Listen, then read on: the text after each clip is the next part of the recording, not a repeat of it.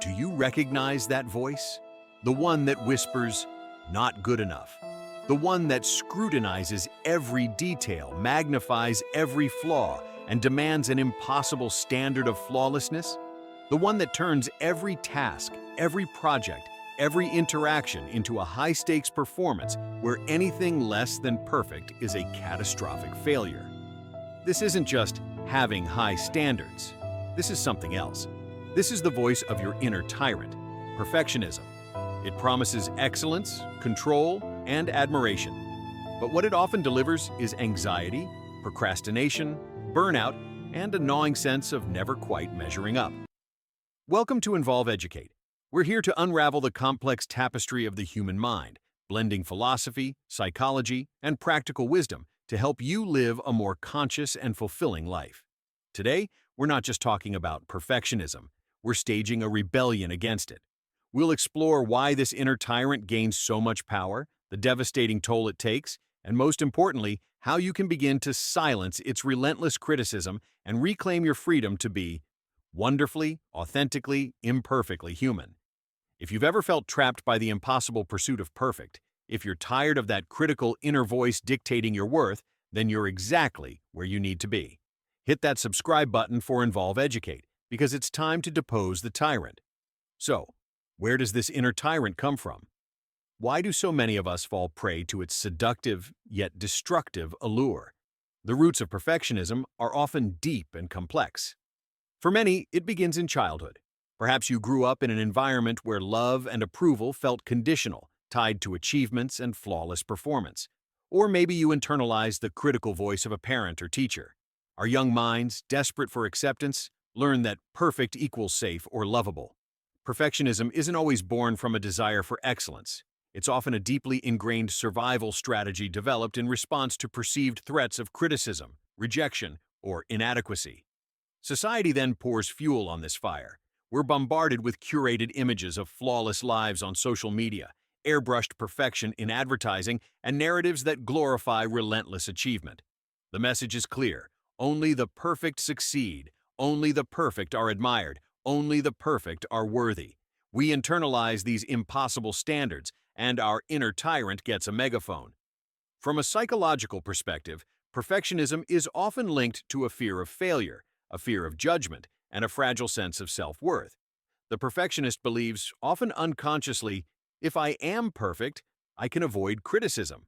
If I am perfect, I can control the outcome. If I am perfect, then maybe, just maybe, I'll be good enough. It's a desperate attempt to manage anxiety and feel a sense of control in an inherently uncontrollable world. And here's a thought. Is our culture of hustle and constant self-optimization actually a breeding ground for perfectionism? Are we mistaking an unhealthy obsession with flawlessness for genuine ambition? Perhaps the line between healthy striving and self-destructive perfectionism has become dangerously blurred, and we're collectively paying the price with our mental health. The cruelest irony of perfectionism is that, despite its promise of excellence and control, it's often a master saboteur. It doesn't lead to better results, it leads to a cascade of negative consequences. Paralyzing procrastination. The fear of not doing something perfectly often leads to not doing it at all. That blank page, that new project, that difficult conversation, it feels so daunting, the risk of imperfection so high, that we avoid it, delay it, and let anxiety build. The tyrant whispers, if you can't do it perfectly, don't even try. And so, potential remains locked away. Diminished creativity and innovation. Perfectionism is the enemy of creativity. True creativity requires experimentation, risk-taking, and yes, making mistakes. If you're terrified of imperfection, you'll stick to the safe, the predictable. You'll self-censor brilliant but unpolished ideas. Innovation dies where perfectionism reigns.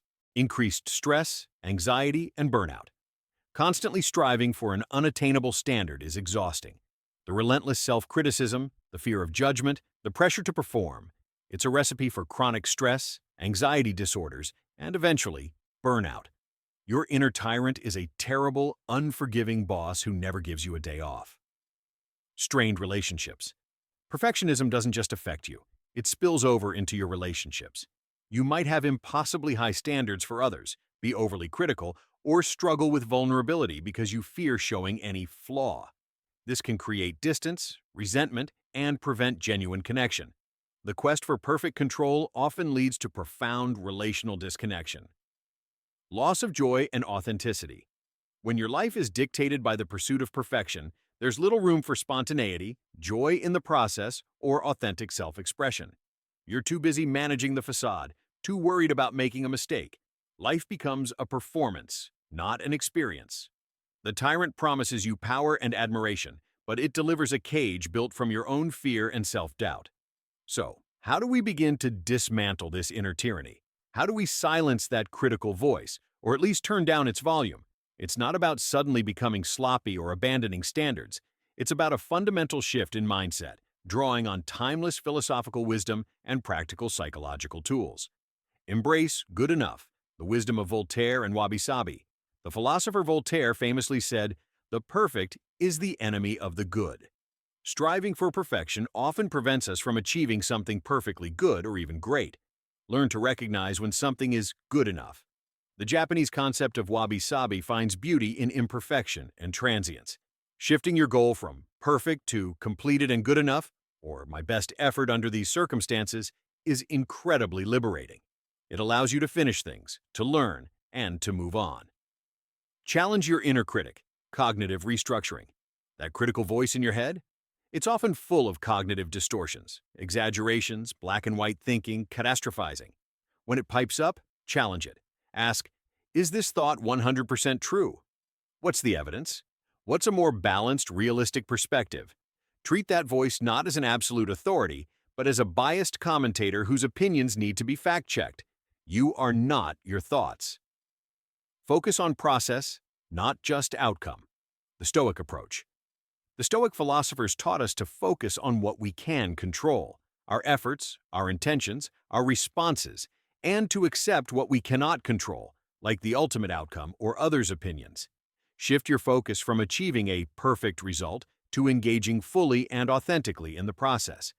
Find joy and satisfaction in the effort, the learning, the journey itself. When you detach your self-worth from the outcome, the fear of imperfection loses much of its power. Practice self-compassion, the antidote to self-criticism. We talked about this in a previous video, and it's crucial here. When you make a mistake or fall short of your often unrealistic standards, treat yourself with the same kindness and understanding you would offer a good friend. Acknowledge your humanity. Remind yourself that imperfection is part of being human. Self-compassion isn't self-pity. It's a powerful source of resilience. Set realistic, malleable goals and celebrate small wins. Break down large, daunting tasks into smaller, more manageable steps. Set goals that are challenging but achievable, and be prepared to adjust them if necessary. And importantly, celebrate your progress along the way, not just the final, perfect outcome. Acknowledge your efforts and small victories. This builds momentum and counteracts the tyrant's narrative that nothing is ever good enough. Dare to be vulnerable. Brené Brown's wisdom. Perfectionism is often a shield against vulnerability. We're afraid that if people see our imperfections, they'll reject us. But as researcher Brené Brown has shown, vulnerability is the birthplace of connection, creativity, and courage. Daring to show up as your imperfect self, to admit mistakes, to ask for help, this is where true strength lies. Your imperfections don't make you unlovable. They make you human and relatable. Perfectionism. It masquerades as a noble pursuit of excellence, but too often it's an inner tyrant holding you hostage, whispering lies of inadequacy and fear. But you don't have to live under its oppressive rule. Silencing this tyrant isn't about abandoning your desire to grow and improve. It's about trading the crippling pursuit of an impossible perfect for the joyful, messy, authentic pursuit of better. It's about embracing good enough as a gateway to action. It's about treating yourself with the compassion you deserve. It's about understanding that your worth is not defined by your flawlessness, but by your humanity. The cage of perfectionism might feel familiar, even safe in its own way. But outside that cage lies a life of greater freedom, creativity, connection, and peace. A life where you're not just performing, but truly living. What's one area in your life where your inner tyrant is loudest? And what's one small step you'll take this week to begin silencing its voice and embracing good enough? Share your commitment and your journey in the comments below. Let's create a supportive space to break free together. If this message resonated, if you felt a flicker of recognition or hope, please hit that like button. It helps involve, educate, reach others trapped by perfectionism. Share this video with anyone who needs to hear that they are already worthy, imperfections and all. And to continue evolving your mindset and challenging the tyrants within, make sure you subscribe to Involve Educate and ring that notification bell. Your journey to authenticity is just beginning. Remember, you are not your mistakes. You are not your flaws. You are a work in progress, and that is a beautiful thing. Thank you for watching.